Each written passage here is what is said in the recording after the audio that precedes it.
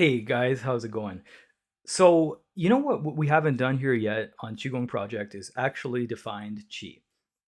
Now, I'm going to tell you this is a very difficult subject. That's why I haven't done it yet. But today, so yesterday, I have a Facebook account, right? And it's called Robert Kuhn's Internal Alchemy, Taiji, and Qigong. And it is to promote what I do, right? And yesterday, I made a post about Sun Shi Kun and his opinion about the dynamics of qi in the internal martial arts. So Sun Shi Kun, he was a Bagua master in the 20s and 30s, like 1920s and 1930s. Um, he was also the student of a Taoist internal alchemy master named Zhao Bichen. And he wrote an excellent book on Bagua, a very famous one. He was the disciple of Cheng Youlong. Incidentally, one of the styles of Bagua I practice is Cheng Youlong style, but from a different from a different lineage. Anyway, so Sun Shi Kun, he talked about qi in the martial arts, and he talked about blood qi. Okay, so blood qi is a Chinese medicine concept, right? Basically, the blood carries qi, and it goes to the organs, and it goes to the limbs, and this is how you get essentially nutrition to go to the whole body, right? And so after writing that post, there were lots of comments and lots of traffic to it. It was a popular post for whatever reason, right? People are interested in this topic about qi and the martial arts, and so somebody made a comment saying, "Well, nobody's ever adequately explained qi to me, what it is and how it functions," which I thought was a bit of a passive aggressive comment, but for whatever reason, when God created me, he infused my soul with this just incredibly pedantic tendency to want to micro explain everything. And so I thought that I would use that as an example to create a series to define G, and micro explain it to death so that you won't have any question about it, what it is. And hopefully we can break up mysticism surrounding this and have a good time while we're at it. So this is the first episode. However, I'm only going to make these episodes when I want to. This is different from the 81 months of the Tao Te Ching, which I'm putting on. It's a schedule for me that I have to carry out, unless something happens, right? God forbid. But in terms of the chi stuff, I'm just going to do it when I want to do it. It's a big topic. It'll take a long time to do, and I'm going to keep learning new things along the way as I keep researching it, right? So probably you can expect videos to come out every few months and not on a schedule. But anyway, here's the first one. So before we talk about specific types of qi and define those, we have to talk about language and culture. China is a country with a predominant ethnicity, which is called the Han ethnicity, and they have a language which in modern terms is called Hanyu, means Chinese, or the Han dialect, right? It has a number of dialects. It has a written language, which is made up of pictographic characters that contain meaning in them. The pictographic characters historically have had a number of different meanings. I explained those meanings in my video on Nan Huaichen's understanding of the use of the character Dao in the Tao Te Ching. Okay, so within those characters, they're traditionally in ancient times they were not composed of things like verbs, adverbs, adjectives, etc. Instead, it was about how the character uh, evoked meaning relative to how it was written or what its sound was or whether it stood in for another character, etc. There's six standard definitions, right? So today the Chinese language uses also these kind of grammatical rules like verb, adverb, etc. Right? And so to understand the word qi and what it means, first we have to know about language, culture, and how people use language. This is the major point of this video.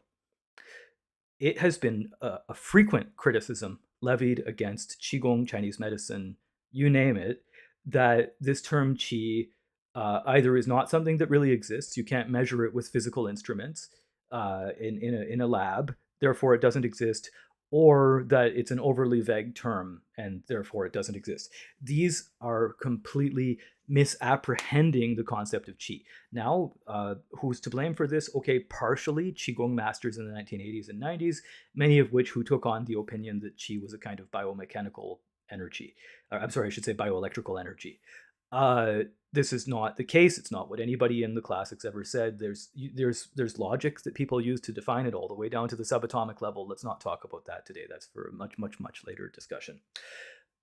In the 1800s, people talked about qi as being related to steam, right? Because the steam engine was the big invention. People are always going to do this kind of stuff. You're going to take something that is hard to explain and you're going to try to use your best technology to explain it. It's just like people in the West have used a computer to describe the brain, right? This is not ideal, but it happens. Let's be more stringent, okay? So when we talk about qi as a concept, it's probably the most analogous to the kind of categorization mechanism that you would use for something like gas or liquid. And what I mean by that is that if you were to take the concept of gas or liquid, there is no one liquid which fully defines the concept of liquid, right? If you said liquid, well, it's water. Well, what about, you know, uh, gasoline? What about, uh, what about blood, right? They're both liquids, obviously. Water is a component, okay, of many of them, but to have a liquid, it doesn't necessarily liquid isn't necessarily defined exclusively as water, right? And furthermore, liquids have a number of different possible viscosities and melting points and so on and so forth, right? Or I should say, like points at which they can be evaporated, right? The same thing with gas, right? So if you said what is gas, don't say that don't say it's petroleum, okay?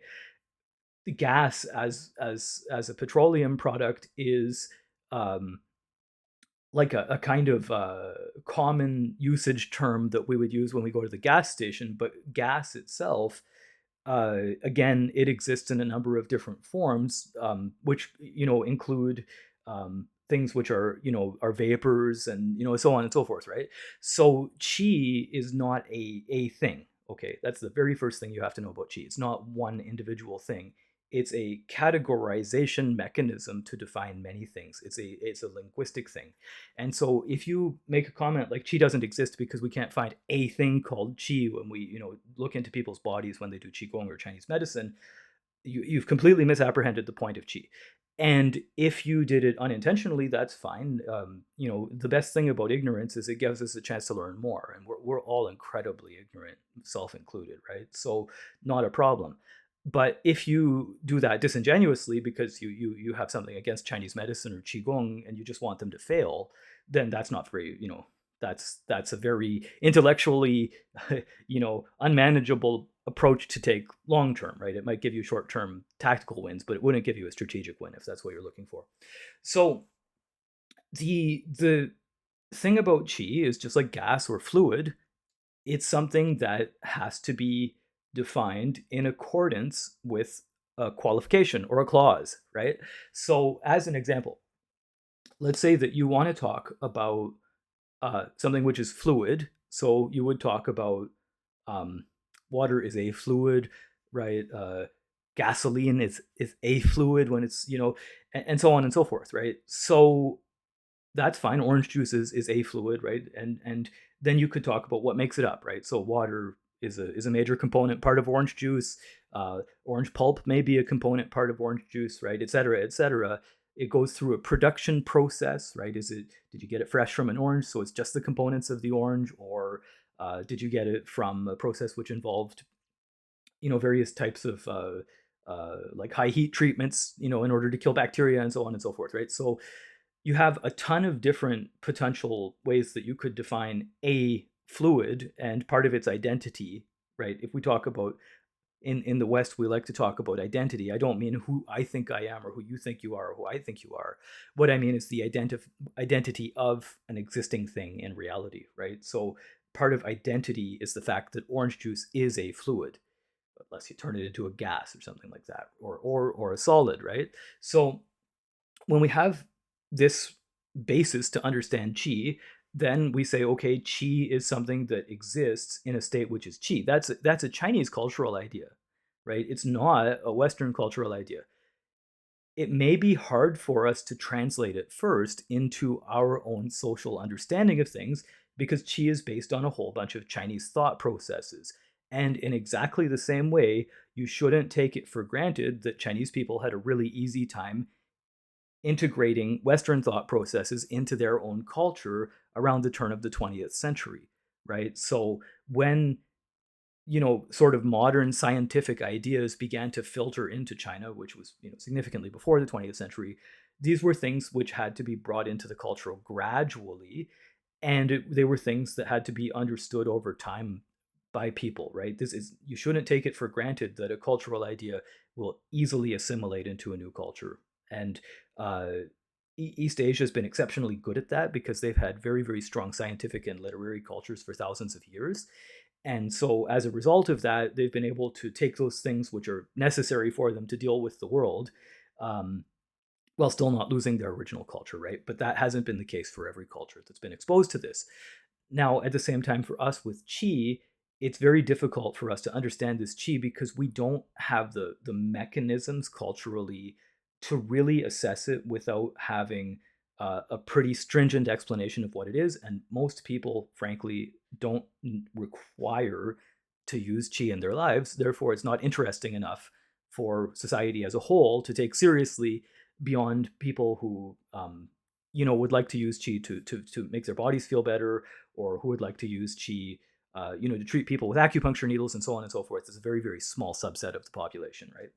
So if we want to understand what is this category of qi, we have to, number one, understand whether we're talking about physical things or whether we're talking about activities or whether we're talking about both.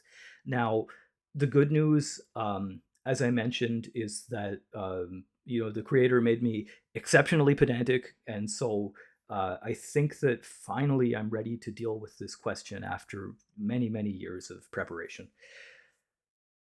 In the Chinese language, broadly speaking, qi is treated in two big ways. One big way is that it is like a noun, basically, or at least a descriptor, right? So you could say qi from the breath, right? Hu xi qi. Qi from inhalation and exhalation is one type of qi. That qi is describing gaseous exchange in the body between oxygen and carbon dioxide. Now, I hope that some of you are holding a critical perspective on that and saying, but Robert, look, clearly, like in the Tang Dynasty or whatever, they didn't have any concept of oxygen or carbon dioxide. You're lying, or you're fudging it over by using a sort of backward looking lens that uses present day Chinese knowledge to assess these things. But I tell you truly that they had an understanding, at least, that the qi that comes into the nose as air is clear, and the qi that leaves the body via the nose or the mouth is turbid, right? So they use the terms qing and zhuo to describe two types of qi that are moving into the body, into the blood. And they certainly understood that oxygen moves in the blood. They certainly understood that there's a waste product that comes back with the blood in the veins and leaves the body via the nose. This is totally supported by Chinese medicine documents, the Neijing, the Nanjing, many, many, many different old documents. So that part we can sort of put that aside for the time being. We look at qi as something which is a qualitative expression, right? So in other words, uh, breath qi, then the qi here is the gas essentially that comes into the body via the nose or via the mouth, and it leaves the body via the nose or via the mouth. And it has different qualities which then we can apply to it, right? So that's one aspect. Just to give you another one, right? The concept of a kind of nutritional qi that's generated by foods, which then enters into the bloodstream, right? So again, uh, this is giving us a qualitative approach to understanding qi, which can be understood particularly through the use of material proofs. Okay, so that's describing qi functionally as something physical. However, there's a problem that should immediately come to mind with this. Why would we use qi to describe those things other than simply saying, well, you eat food and the food travels in your system, right? Why would we use qi instead of just saying the breath or the gases come into your system. And so this is where the second use of the word qi comes from. Number one, I just want to make a quick point. Why would we talk about nutrition and why would we talk about gaseous exchange when we could just talk about breathing, right? So many times when you see people critique the term qi, they'll make such erroneous statements as like, well, why don't you just use this, that, or the other way to describe it? But they don't interrogate their own language and see that nutrition is totally meaningless beyond the actual function of nutritive substances in the body, right? So again, this is another kind of disingenuous way to take down the concept of qi. So the next major application of the concept of qi is as essentially an adverb. Okay, so we're describing the nature of a movement or the quality of an activity, right? And so when we talk about that, you really have to familiarize yourself with the concept of bianhua, right? Bianhua in Chinese means change and transformation. It's a very old concept. It is the hinge of the Chinese philosophical worldview. There is nothing in the Chinese philosophical worldview which is more important than bianhua, change and transformation. And what's changing is the motion between two poles. So there's an extreme pole of stillness, which is the extreme of yin, and there's an extreme pole of activity, which is the extreme of yang. Everything is judged through those concepts. And so when you think about change and transformation, it's the core pivot around which that exchange between movement and stillness, or solidity and let's say solid and empty states are constantly moving. It's like a big game of pong happening on many different levels. And so this concept of bianhua in terms of qi explains something about how qi works as a process, right? So when we talk about qi as being like the qi of the breath or the qi of nutrition, the important part is that your inhalation, it goes somewhere, right? So it goes to the alveoli of the lungs, and then it enters into the bloodstream, right, as oxygen into the red blood, which moves through your arteries. And the red blood goes around your body and it feeds your organs and it feeds every tissue of your body, right? And then that changes, and the oxygen is put into the appropriate tissues, so the tissues continue to live. And then the blood receives carbon dioxide, which is the waste product of the tissues, and it carries a quantity of it back to the lungs and it's expelled through the nose again. The change and transformation happens through that entire process, right? How does the oxygen get into the blood? How does the oxygen get into the tissues? How does the carbon dioxide get raked into the blood via the tissues? How does it get delivered back to the lungs? How does it get expelled?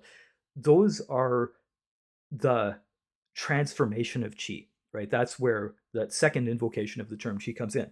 And so if you have any concept related to qi, nutrition it follows exactly the same principle. Everything related to the concept of qi is always about the change and transformation happening as the product, the physical product, which is called a kind of qi, changes in the body. And so qi, number one, is about mobility, right? How something gets from one place to another.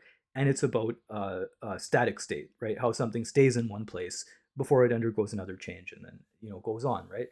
And so if you get that concept, then when you look at something like hu xi qi, the qi of the breath, yeah, it's totally just like oxygen, carbon dioxide, and whatever gases are exchanged inside of cellular respiration and nasal respiration and lung, right?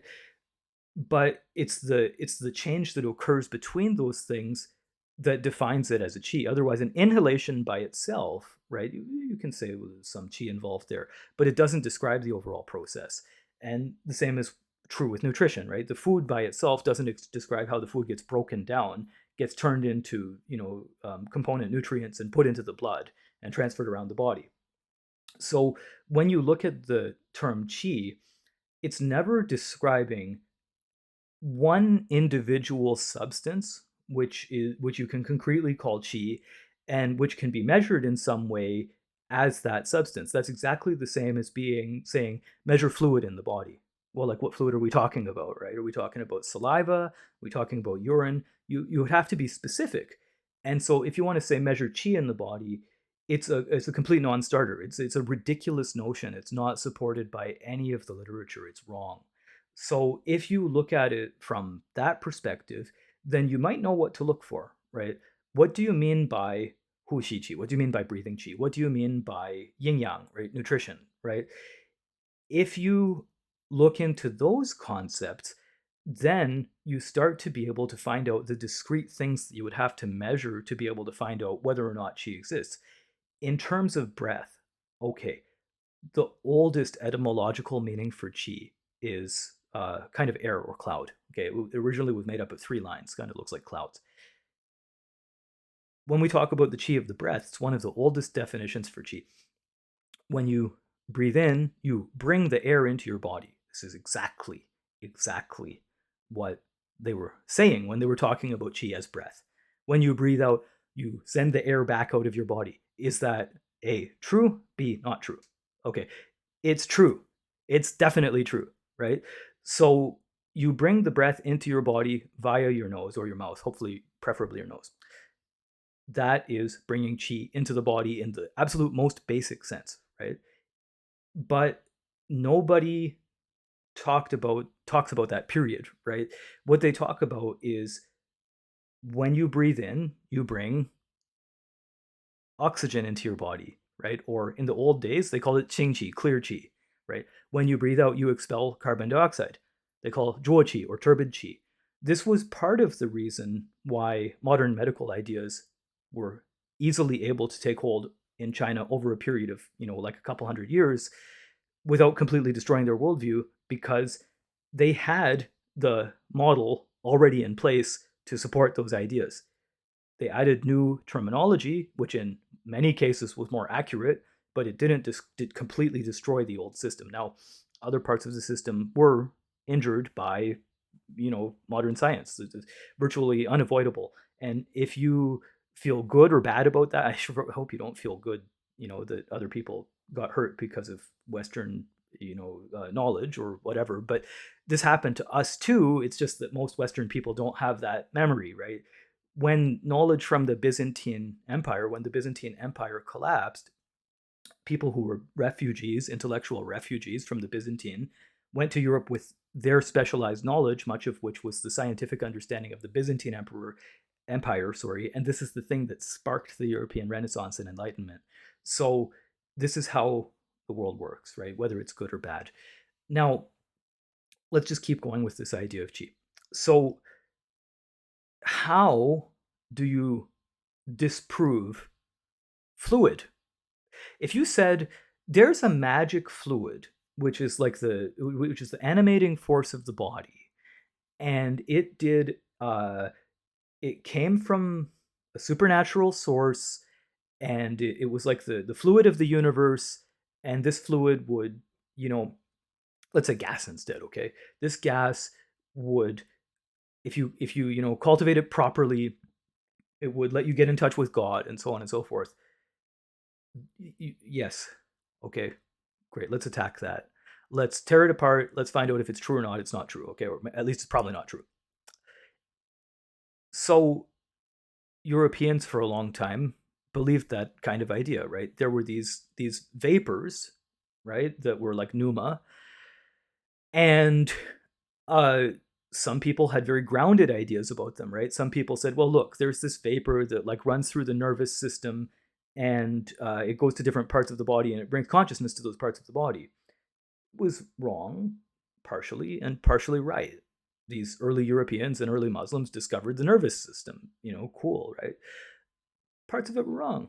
They were medieval, but it led to the development of modern science, right? Some people were completely unhinged about it, and they still are, right? There's these vapors that are like the expression of the elements in nature, and they're what give rise to our ability to cognate the Godhead and all of these kind of things, right? Okay, those are harder to justify, right? And they didn't lead to the same advances in science. So we can go in and criticize them, and the ones that aren't true, we'll just cut them out. Qi is a very, very similar idea. There are parts of it which are just true, okay? When you breathe in, you bring air into your body, and it nourishes your tissues. It's shocking that 2,000 years ago these doctors in China understood this. Okay, it's crazy, right? However, if you want to make some superstitious claims about qi, like qi is an energy field that's bioelectric, and you can shoot it from your palms at people, and you should be able to. It's like kind of ESP or something like that. Then those ideas should be taken apart, looked at in as objective a way as possible, and if they turn out not to be true, then we should accept that. However, one thing that I will say is that the idea of qi, just like the idea of fluids, 2,000 years ago, nobody knew we would get petroleum from dinosaur bones. And yet, we still have this fluid, right, that comes out of dinosaur bones, which we call fluid. And we've had this concept in various ways in our society of fluid since the beginning. We can add new things to it, right? So if people in China start to add new concepts into qi, they have this stable idea of what qi is that's hard for us to understand because we don't look at the world through the lens of bianhua, right? Then there's nothing disingenuous or wrong with that. That's perfect. That's exactly normal. It's exactly what a healthy civilization does. And you can't ask them to eradicate their own worldview in favor of your worldview, which you haven't proven either way is more or less accurate, right? So when you want to break down ideas like qi, then it's really really important that you show up with the proper information to actually be able to ascertain what they are.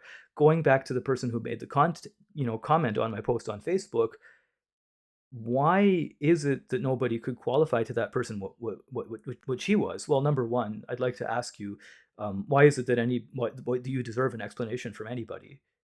Right? That's a very selfish thing to say. But number two, if you look at the concept of chi, nobody can explain what a fluid does to your body, right? Why should they be able to explain what chi does to your body? You have to break it down into its component parts. It's on you to do your homework, right? Like I said, God gave me this pedantic streak. I love this stuff. I've been researching it for years. I find the use of the concept of chi to be incredibly beneficial to me in many, many ways. And I've used it also, I hope, to help other people. But this is something that you have to do your homework if you want to understand it. And if you're just going to sit there and roundly reject it without having the proper information, then that just makes you ignorant. And that can only be helped by your desire to go beyond your ignorance, right? Just like we all have to try to work beyond our ignorance. It's a really tough thing. I'm not throwing shade. I'm just telling you what I think the truth is. So that's the introduction to what chi is, right? You have to look at it specifically as a particular thing. The next video, which could be 2 months from now, it could be 2 days from now, or it could be 2 years from now, is going to be about some other particular quality of chi, right? Maybe the breath, maybe the original chi of the body, right? It could be about any of those subjects. I don't know. I'm going to mainly stick to 81 months of the Tao Te Ching, but I thought this would be a super fun video to do right off the top of my head. Uh, I'm a little antsy today because I've had a lot of coffee, so my apologies if I seem pugnacious. But at the same time, I wish that somebody had said this before because it would have been very clarifying, for I think for all of us. And so I hope that if you hear this, number one, if you agree and you feel that it's in your abilities to contribute meaningfully to this topic, then please do. And number two, if you disagree, you think I got something wrong, then tell me because I could be wrong, right? So, or doubtless I have been wrong in this video about multiple things that I am also unaware of. So please feel free to inform me. Having said that, that's all I got to say about that topic. Half an hour. I hope that I didn't bore you to tears. And we'll see you in the next one, which will be about the Tao Te Ching.